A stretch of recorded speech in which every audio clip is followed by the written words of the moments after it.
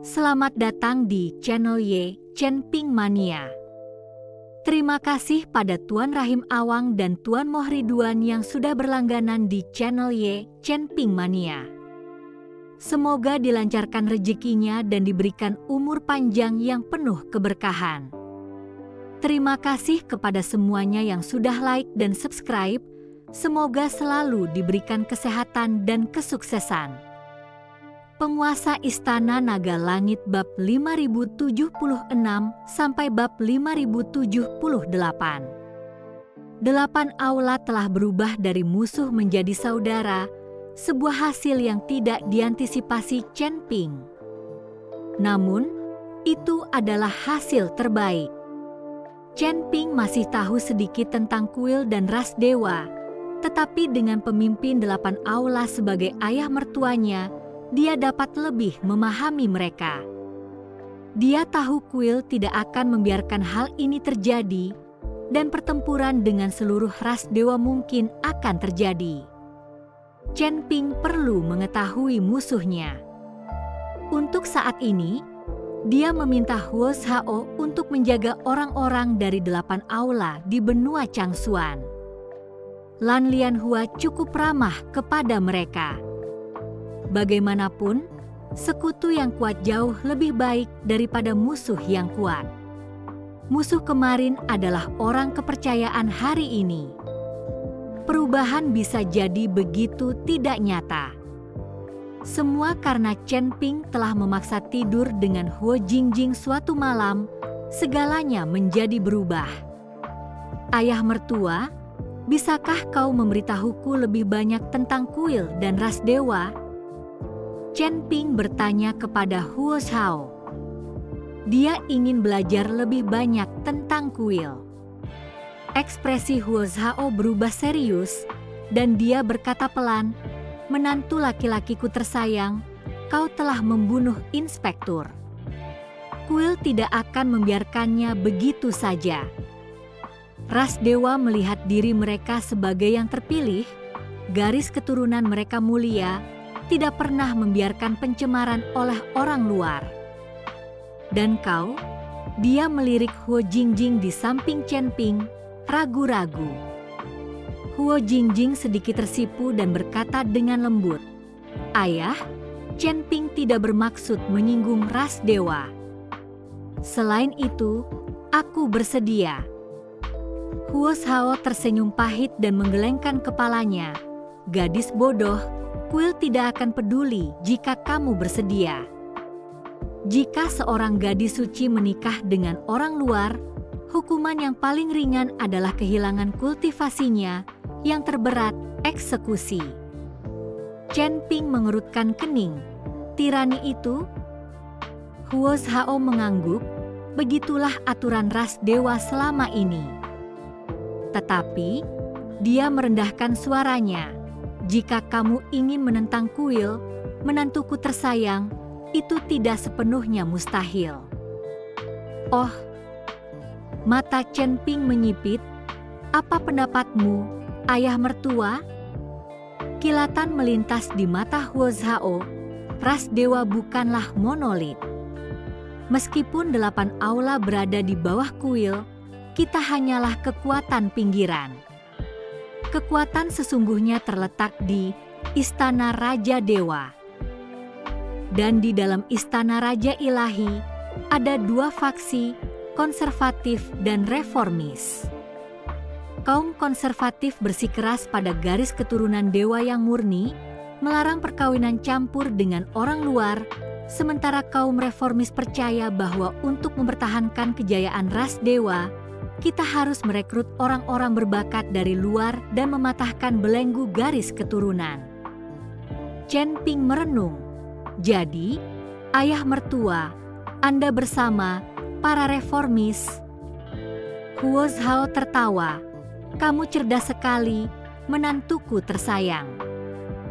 Meskipun 8 aula secara lahiriah mengikuti perintah kuil, kami sudah lama tidak puas dengan aturan mereka yang sudah ketinggalan zaman.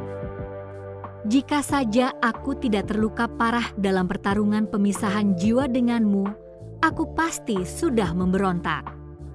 Mendengar ini, Chen Ping merasa sedikit malu karena telah melukai Huo Zhao 2 kali. "Bagaimana keadaan lukamu sekarang, ayah mertua?" tanya Chen Ping.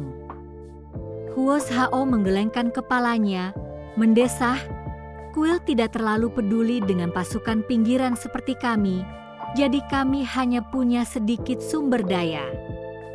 Tanpa mereka, lukaku tidak akan sembuh dengan mudah. Jika aku tidak putus asa, aku tidak akan memimpin orang-orangku ke surga pertama ini, mengambil alih kota Flying Tiger, dan menjarah sumber daya." "Ayah mertua, apakah 8 aula sebelumnya berada di surga kedua?" Chen Ping bertanya dengan rasa ingin tahu. "Benar. Aku masih punya tempat tinggal di surga kedua, tapi karena terluka dan dengan kekuatan 8 aula, mengumpulkan sumber daya di sana sulit, jadi kami datang ke surga pertama." Huo Zhao mengangguk. "Ayah mertua, karena akulah yang menyebabkanmu terluka, aku akan menebusnya," kata Chen Ping. Terima kasih masih menyimak channel Ye Chen Ping Mania.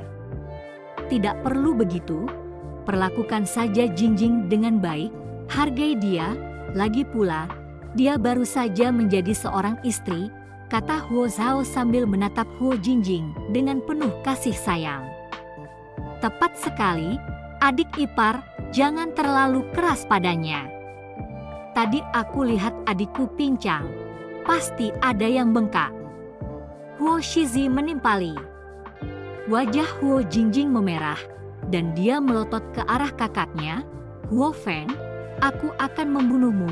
Sambil berkata demikian, dia mengayunkan tinjunya ke arah Huo Feng, yang langsung lari terbirit-birit. Keduanya berkejaran dan berlari. Baru saat itulah Chen Ping mengetahui nama saudara iparnya adalah Huo Feng. "Kedua anak ini selalu bertengkar seperti ini," kata Huo Zhao dengan penuh kasih sayang. "Ayah mertua, izinkan aku membawamu ke suatu tempat untuk berobat. Dalam waktu kurang dari sehari, lukamu akan pulih sepenuhnya." Chen Ping berkata pada Huo Zhao. "Di mana?" tanya Huo Zhao penuh rasa ingin tahu. "Anda akan melihatnya saat kita sampai di sana." Chen Ping tersenyum. Chen Ping memimpin Huo Zhao langsung ke menara penekan iblis. Melihat menara itu dan merasakan aliran waktunya, bersama dengan tumpukan batu abadi, Huo Zhao tercengang. "Menantu laki-lakiku, apa ini?" Huo Zhao bertanya dengan kaget. "Ini adalah menara penekan iblis. Di dalam, waktu mengalir 100 kali lebih cepat daripada di luar. Setahun di luar sana sama dengan 1 abad di sini." Chen Ping menjelaskan. "Seabad?" Huo Zhao tercengang. "Jadi, aku berkultivasi di sini selama sehari, dan hanya sehari di luar." Chen Ping mengangguk. Tepat sekali. Napas Huo Zhao menjadi cepat. Tidak heran Chen Ping berkata dia bisa sembuh dalam sehari. Dari mana datangnya menara penekan setan ini? Huo Zhao bertanya dengan rasa ingin tahu. Chen Ping tersenyum tipis. "Ayah mertua, fokuslah pada penyembuhan dulu, kita bicara nanti." Ekspresi rumit terpancar di mata Huo Zhao. Lalu dia tertawa. Bagus. Sepertinya putriku punya penglihatan yang bagus." Huo Zhao sekarang benar-benar terkesan dengan Chen Ping. Chen Ping terkekeh dalam hati. Orang tua ini, yang jelas-jelas sudah menyerah, sekarang mencari-cari alasan untuk dirinya sendiri. Namun dia tidak menegurnya, malah mendesak Huo Zhao untuk sembuh. Di dalam menara penekan setan, Huo Zhao duduk bersila, merasakan energi abadi yang padat mengalir ke tubuhnya, luka-lukanya sembuh dengan kecepatan yang terlihat. Ketika Chen Ping muncul dari menara, dia melihat Huo Jingjing masih mengejar Huo Feng yang sedang bergegas pergi sambil memegangi kepala. "Adik ipar, selamatkan aku, selamatkan aku!" Huo Feng melihat Chen Ping dan bersembunyi di belakangnya. Saat Huo Jingjing mengejarnya, Huo Feng berkata kepada Chen Ping, "Kakak ipar, berusahalah lebih keras malam ini. Pastikan adikku tidak bisa berjalan, jadi dia tidak bisa memukulku." "Huo Feng, beraninya kau mengatakan itu? Aku akan membunuhmu." Wajah Huo Jingjing memerah karena malu. Chen Ping tersenyum tipis, mengabaikan kejahilan saudara-saudari itu, dan memasuki kamar Humazi. Humazi tengah asyik bercumbu dengan dua wanita dan melompat ketika Chen Ping menerobos masuk. "Sialan, bocah, kau tidak tahu cara mengetuk," gerutu Humazi. "Tuan Hu, kalau terus begini, suatu hari nanti kau akan mati di perut wanita, kan?" kata Chen Ping dengan jengkel. "Urus saja urusanmu sendiri. Kau tidak berbeda, nak. Apa kau tidak tahu berapa banyak wanita yang kau miliki?" Humazi menatap tajam ke arah Chen Ping. Chen Ping terdiam, tidak yakin berapa banyak wanita yang dimilikinya. "Tuan Hu, saya ingin Anda melihat sesuatu," kata Chen Ping. Humazi melambaikan tangan agar para wanita itu berpakaian dan pergi. "Ada apa?" tanya Humazi. Chen Ping mengeluarkan peti mati berwarna merah darah dari cincin penyimpanannya, penuh dengan rune. Chen Ping sangat ingin tahu apa isi peti mati ini. Terima kasih masih menyimak channel Ye Chen Ping Mania. Awalnya, Chen Ping ingin membuka paksa peti mati itu tetapi takut merusak isinya. Rune pada peti mati itu unik, bukan rune formasi tetapi lebih seperti segel. Humazi adalah seorang ahli dalam jimat penyegel seperti itu, itulah sebabnya Chen Ping mencarinya. "Sial, kamu sangat tidak beruntung, membawa peti mati ke sini." Humazi mengerutkan kening saat melihatnya. "Tuan Hu, peti mati ini adalah harta karun." Chen Ping menceritakan kejadian di reruntuhan itu kepada Humazi. Mendengar ini, Humazi pun tertarik, lalu dia mengamati peti mati dan tulisan rahasianya dengan saksama. Peti mati ini disegel, bukan untuk mencegah terbukanya peti, tetapi untuk mencegah sesuatu di dalamnya bocor. Rune penyegel ini dimaksudkan untuk menekan apapun yang ada di sana. Humazi berkata setelah pemeriksaan menyeluruh. "Tuan Hu, apakah Anda mengatakan ada seseorang di dalam?" Chen Ping terkejut. "Hanya tebakan, mari kita buka dan lihat." Humazi meletakkan tangan kanannya di atas peti mati, melantunkan mantra dengan lembut. Seketika, rune-rune itu mulai bergetar dan hancur. Melihat ini, Chen Ping menjadi tegang. Dia menggenggam pedang pembunuh naga. Jika sesuatu yang berbahaya muncul, dia akan segera bertindak. Saat rune itu menghilang, peti mati itu mulai bergetar. Chen Ping menarik Humazi kembali, dan mereka berdua menyaksikan dalam diam. Tak lama kemudian, sebuah celah terbuka di peti mati itu, dan sebuah tangan yang sangat pucat terulur. Melihat tangan itu, jelas ada seseorang di dalamnya. Chen Ping memegang pedang pembunuh naga, siap beraksi. Humazi segera menarik jimat dengan saripati darahnya, bersiap untuk menekan apapun yang muncul. Saat mereka memperhatikan peti mati itu dengan tegang, dua gumpalan kabut hitam tiba-tiba muncul dari tubuh Chen Ping. Kedua prajurit kuno itu muncul tanpa peringatan. Setelah mereka muncul, tangan pucat itu membeku, lalu menarik kembali, menutup peti mati itu lagi. Chen Ping bingung. Mengapa para prajurit kuno muncul tanpa diundang? Apakah karena peti matinya? Tanpa pilihan lain, Chen Ping memanggil kembali para prajurit ke dalam tubuhnya, lalu berkata kepada peti mati itu, "Keluarlah, sekarang aman."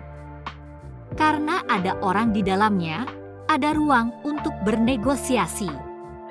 Tetapi meskipun Chen Ping berkata demikian, peti matinya tetap diam. Chen Ping melangkah maju untuk membukanya, tetapi setelah beberapa kali mencoba, tampaknya terkunci dari dalam, tidak dapat digerakkan. "Sialan, aku tidak percaya ini." Chen Ping mengangkat pedang pembunuh naga, berniat untuk membelahnya. "Nak, tutup kembali peti matinya. Kalau isinya bocor, tamatlah riwayatmu." Pada saat itulah, Raja Iblis Awan Merah berbicara dalam benak Chen Ping. Chen Ping berhenti sejenak dan bertanya, "Senior, apakah Anda tahu apa yang ada di dalamnya?" "Tidak, tapi aku tahu jika kau membukanya, kau akan mendapat masalah," kata Raja Iblis Awan Merah. Chen Ping menyerah untuk memaksanya terbuka dan memerintahkan Humazi untuk memasang kembali jimat penyegel. Menyimpan peti mati itu kembali di cincin penyimpanannya, Chen Ping memutuskan untuk menunggu sampai dia lebih kuat untuk membukanya. Karena yang menjadi objeknya adalah manusia, bukan harta atau sumber daya, maka minatnya pun memudar. Tepat saat Chen Ping menyimpan peti matinya, seseorang mendekatinya.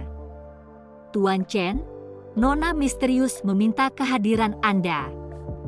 Utusan itu berkata pada Chen Ping.